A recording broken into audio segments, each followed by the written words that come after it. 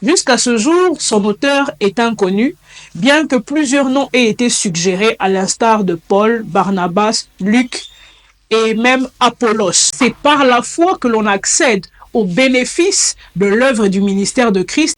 Nous avons une expression telle que mieux, supérieur, qui présente la suprématie de la personne de Jésus et de son ministère. Pourquoi revenir à l'inférieur si on a le meilleur? Voilà ce que signifie cette expression. Bienvenue sur notre plateforme d'enseignement, d'études bibliques, de motivation chrétienne et de partage d'expériences Rise in Christ, qui veut tout simplement dire s'élever en Christ, grandir en Christ, ressusciter en Christ. Shalom chez vous, bienvenue sur Rise in Christ, une plateforme qui nous aide à grandir dans la connaissance de la parole de Dieu. Alors aujourd'hui, nous traiterons de l'épître aux Hébreux.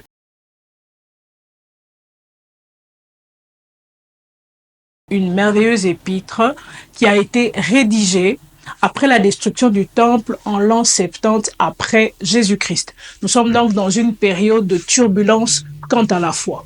L'épître aux Hébreux est adressée à des chrétiens d'origine juive qui, vivant dans une époque de pression sociale, politique et religieuse, sont tentés de revenir aux pratiques judaïstes de l'ancienne alliance.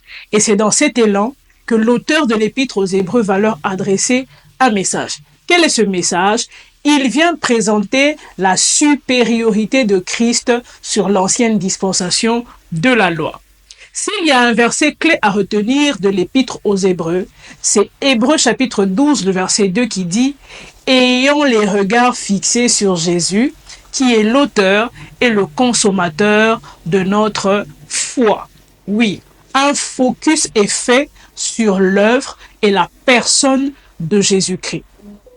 Qui est l'auteur de l'épître aux Hébreux? Jusqu'à ce jour, son auteur est inconnu, bien que plusieurs noms aient été suggérés à l'instar de Paul, Barnabas, Luc et même Apollos. Mais l'on ne sait pas exactement qui est l'auteur de l'épître aux Hébreux, mais ce qu'on remarque, c'est que cet auteur est profondément ancré dans les écrits de l'Ancien Testament, dans les prophéties de l'Ancien Testament. Alors, il y a quelques expressions qui reviennent dans l'épître aux Hébreux qui montrent l'emphase que l'auteur met sur le message qu'il apporte aux chrétiens de son époque. Nous avons une expression telle que mieux, supérieur, qui présente la suprématie de la personne de Jésus et de son ministère. Pourquoi revenir à l'inférieur si on a le meilleur? Voilà ce que signifie cette expression. Une autre expression revient dans l'épître aux Hébreux, c'est par la foi. On nous montre que c'est par la foi que l'on accède aux bénéfices de l'œuvre du ministère de Christ. Il y a une autre expression qui revient une fois pour toutes, pour montrer la qualité insubstituable du sacrifice de Jésus. Contrairement au sacrifice répétitif qu'il fallait faire dans l'ancienne alliance, une fois pour toutes, Jésus s'est donné et une fois pour toutes, son sang nous a rachetés et acquis pour Dieu. Une autre expression que l'on trouve dans l'épître aux Hébreux, c'est grand prêtre, supérieur. On montre le sacerdoce de Christ au-dessus du sacerdoce lévitique. Et enfin, il y a une expression que j'aime beaucoup dans l'épître aux Hébreux, c'est tenir ferme. Oui, l'auteur de l'épître s'adresse à des chrétiens qui sont basculés, bousculés par les pressions sociales de l'époque. Et donc, il les exhorte à tenir ferme dans leur foi. Il les encourage à ne pas reculer en arrière.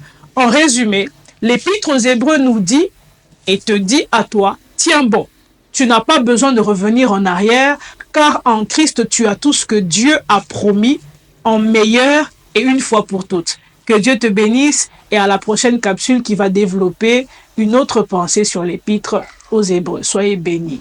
Bienvenue sur notre plateforme d'enseignement, d'études bibliques, de motivation chrétienne et de partage d'expériences Rise in Christ, qui veut tout simplement dire s'élever en Christ, grandir en Christ, ressusciter en Christ.